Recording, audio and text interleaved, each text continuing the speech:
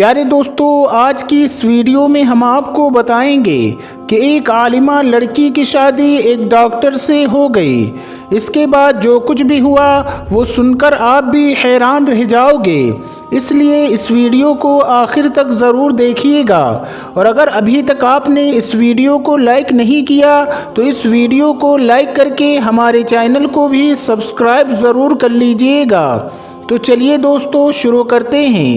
پیارے دوستو، حیدرآباد کے کسی علاقے میں ایک ڈاکٹر لڑکے کی شادی ایک عالمہ لڑکی کے ساتھ ہو گئی۔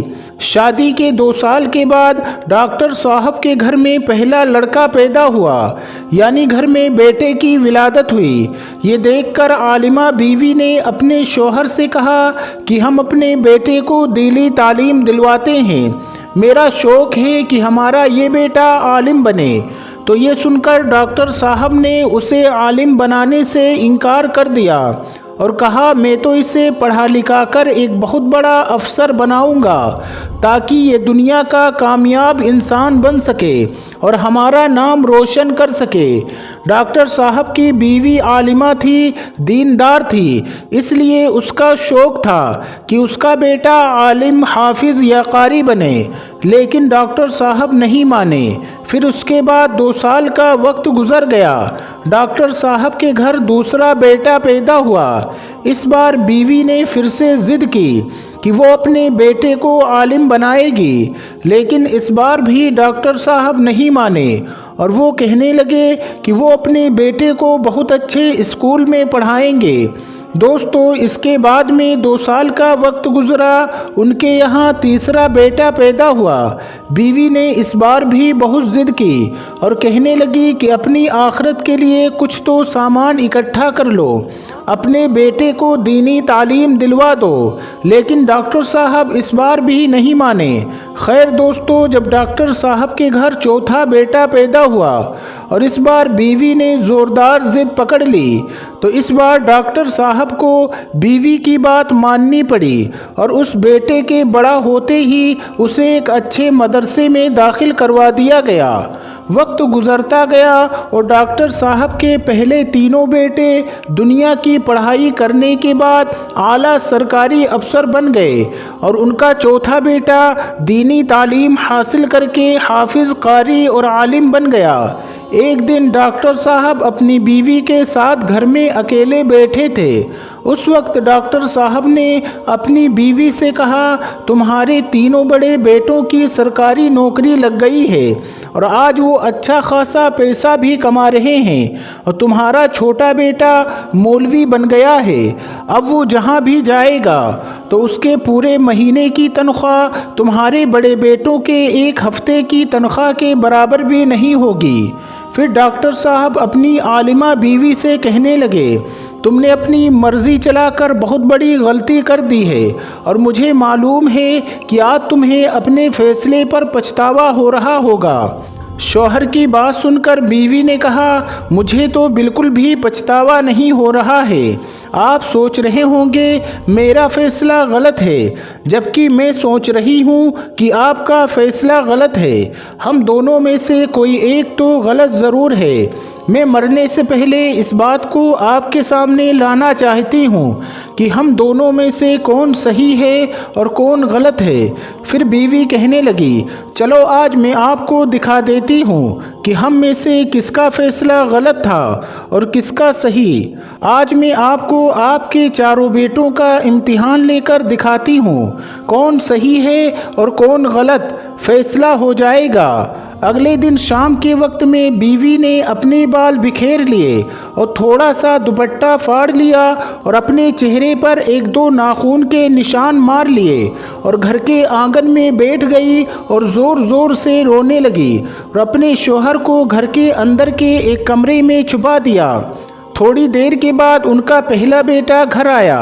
گھر آ کر اپنی ماں کو اس حال میں دیکھا، وہ آگ بگولا ہو گیا اور پوچھنے لگا امی آپ کو کیا ہوا ہے؟ تو امی نے بتایا کہ آج تمہارے ابو نے مجھے بہت مارا ہے۔ اتنا سنتے ہی وہ بیٹا غصے سے لال ہو گیا اور باپ کو برا بھلا کہنے لگا کہنے لگا کہ بڈھا اس عمر میں سٹھیا گیا ہے، پاگل ہو گیا ہے، کہاں ہے وہ؟ میں ابھی دیکھتا ہوں۔ امی نے کہا ابھی وہ گھر پر نہیں ہے۔ تو بیٹا کہنے لگا آج وہ جب گھر آ جائیں تو مجھے بتا دینا، آج دیکھتا ہوں میں اس کو کہ وہ کس طرح تم کو مارتا ہے۔ اتنا کہتے ہوئے غصے میں اپنے کمرے کے اندر چلا گیا۔ یہ ساری باتیں ڈاکٹر صاحب اپنے کمرے میں چھپ کر سن رہے تھے۔ خیر تھوڑی دیر کے بعد ان کا دوسرا بیٹا بھی گھر آ گیا۔ ماں کو اس حال میں دیکھا وہ بھی آگ بگولا ہو گیا اور ماں سے اس کے بارے میں پوچھنے لگا۔ ماں نے بتایا کہ تمہارے ابو نے مجھے مارا ہے۔ یہ سن کر وہ چلا کر باپ کو برا بھلا کہنے لگا اور بولا جب وہ گھر آ جائیں تو مجھے بتا دینا۔ پھر وہ بھی اپنے کمرے میں چلا گیا۔ تھوڑی دیر کے بعد ان کا تیسرا بیٹا بھی گھر آیا۔ ماں کو اس حال میں دیکھ کر وجہ پوچھنے لگا۔ ماں کہنے لگی تمہارے ابو نے مارا ہے۔ تو وہ بھی باپ کو برا بھلا کہہ کر کمرے میں چلا گیا۔ دوستو ڈاکٹر صاحب یہ ساری باتیں اپنے کمرے میں بیٹھ کر سن رہے تھے۔ ان کو لگ رہا تھا جیسے ان کے پیروں کے نیچے زمین نہیں ہے۔ ڈاکٹر صاحب کے آنسو نہیں رک رہے تھے۔ وہ سوچ رہے تھے کہ کس طرح محنت کر کے میں نے بچوں کو پالا ہے، کس طرح پریشانی اٹھا اٹھا کر ان کو اچھی طرح سے پڑھائی کروائی ہے، اور یہی نہیں نہ جانے ان کی کتنی غلطیوں کو میں نے اب تک نظر انداز کیا ہے۔ پھر وہ اپنے آنسو پوچھتے ہوئے اٹھا اور کمرے سے باہر نکلنے ہی والا تھا کہ اتنے میں ان کا چوتھا بیٹا جو مولوی بن گیا تھا وہ بھی گھر میں سلام کرتا ہوا داخل ہوا۔ اپنی ماں کو اس حال میں دیکھا تو بھاگتے ہوئے اپنی امی کے پاس پہنچا اور ماں سے اس کے بارے میں پوچھنے لگا۔ تو ماں نے اسے بھی یہی بتایا کہ آج تمہارے ابو نے مجھے بہت مارا ہے۔ یہ سن کر ڈاکٹر صاحب کے چوتھے بیٹے نے اپنی امی کا ہاتھ پکڑتے ہوئے ان کو سمجھانا شروع کیا۔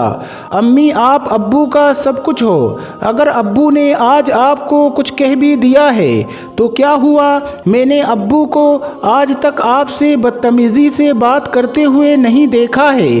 ابو آپ کے ساتھ ہمیشہ پیار اور محبت سے بات کرتے ہیں۔ امی آپ صبر سے کام لیں، انشاءاللہ سب ٹھیک ہو جائے گا۔ پھر وہ بیٹا کہنے لگا امی یاد رکھو جس انسان نے تمہیں اتنی ساری خوشیاں دی ہیں اگر آج وہ تھوڑا سختی سے پیش بھی آ گیا تو کیا ہوا؟ وہ تمہارے شوہر ہیں، ہو سکتا ہے کہ آج کسی بات پر وہ ناراض ہوں، ان کو کسی بات کی پریشانی ہو یا پھر آپ سے کوئی غلطی ہو گئی ہو۔ امی ذرا سوچو ابو آپ کا کتنا خیال رکھتے ہیں۔ آپ کو یاد ہے آج سے 3 سال پہلے جب میں مدرسے میں تھا اس وقت آپ کتنی سخت بیمار ہو گئی تھی، اس وقت کس طرح سے ابو نے آپ کا خیال رکھا تھا، کتنے دنوں تک آپ کو کھانا بھی بنا کر کھلایا تھا اور یہی نہیں بلکہ آپ کو کپڑے بھی دھو کر دیے تھے۔ دوستو اپنے چوتھے بیٹے کی ان باتوں کو سن کر اب تو امی بھی اپنے آنسو نہیں روک پا رہی تھیں اور پھر وہ اسے گلے لگا کر رونے لگی۔ ڈاکٹر صاحب بھی آنکھوں میں آنسو لے کر کمرے سے باہر نکلے اور ان کے سامنے آ کر کھڑے ہو گئے، اور پھر عالمہ بیوی نے اپنے شوہر سے کہا اب آپ ہی بتائیں کہ میرا فیصلہ غلط تھا یا آپ کا؟ اتنا سنتے ہی ڈاکٹر صاحب نے اپنے اس بیٹے کو گلے لگا لیا اور پھوٹ پھوٹ کر رونے لگے۔ پھر بیوی نے اپنے شوہر سے کہا کہ یہ اعلیٰ تعلیم انگریزی میڈیم کے اسکولوں میں نہیں دی جاتی ہے، ماں باپ کے ساتھ کس طرح سے پیش آنا ہے، بیوی کو شوہر کے ساتھ کس طرح سے پیش آنا ہے، یہ تو صرف اور صرف دینی تعلیم میں ہے۔ دوستو آج ڈاکٹر صاحب کو بھی احساس ہو چکا تھا جن بچوں کو لاکھوں روپے خرچ کر کے انہوں نے دنیا کی ڈگریاں دلوائی تھی آج سب بیکار ہیں۔ پھر وہ سوچنے لگا کہ کاش میں نے اپنے چاروں بیٹوں کو دینی تعلیم ہی دلوائی ہوتی۔ دوستو امید کرتے ہیں کہ یہ خوبصورت کہانی آپ کو ضرور پسند آئی ہوگی۔ اس کہانی سے آپ نے کیا سبق حاصل کیا کمنٹ باکس میں جا کر ضرور لکھیے گا۔ اس کے ساتھ آپ سے ہم یہ بھی گزارش کرتے ہیں اپنے بچوں کو دنیاوی تعلیم کے ساتھ ساتھ دینی تعلیم ضرور دینے کی کوشش کریں۔ دنیاوی تعلیم کے ذریعے آپ کا بیٹا ڈاکٹر، انجینئر، بیرسٹر، بہت بڑا بزنس مین تو ضرور بن سکتا ہے، لیکن اپنے ماں باپ کا فرما بردار، اللہ سے محبت کرنے والا، اللہ کے محبوب کی اطاعت کرنے والا وہ اس وقت بنے گا جب اسے آپ نے دینی تعلیم دی ہوگی۔ آپ کا بیٹا دنیاوی تعلیم کے ذریعے عزت، شہرت، دولت حاصل کر سکتا ہے، لیکن اپنے ماں باپ کے لیے صدقے جاریہ نہیں بن سکتا ہے۔ اگر آپ اپنی اولاد کو اپنے لیے صدقے جاریہ بنانا چاہتے ہیں تو اپنے بچوں کو دنیاوی تعلیم دینے کے لیے آپ جتنی محنت کرتے ہیں اس کا کم سے کم 10% اپنے بچوں کو دینی تعلیم دینے کے لیے بھی کوشش کریں۔ اللہ سب کو ان باتوں پر عمل کرنے کی توفیق عطا کرے، آمین۔ پیارے دوستو، ہمیشہ کی طرح آپ سے گزارش ہے کہ اس ویڈیو کو اپنے دوست احباب کے ساتھ ضرور شیئر کریں۔ انشاءاللہ ایک نئی کہانی کے ساتھ پھر بہت جلد آپ کی خدمت میں حاضر ہوں گے۔ السلام علیکم، اللہ حافظ۔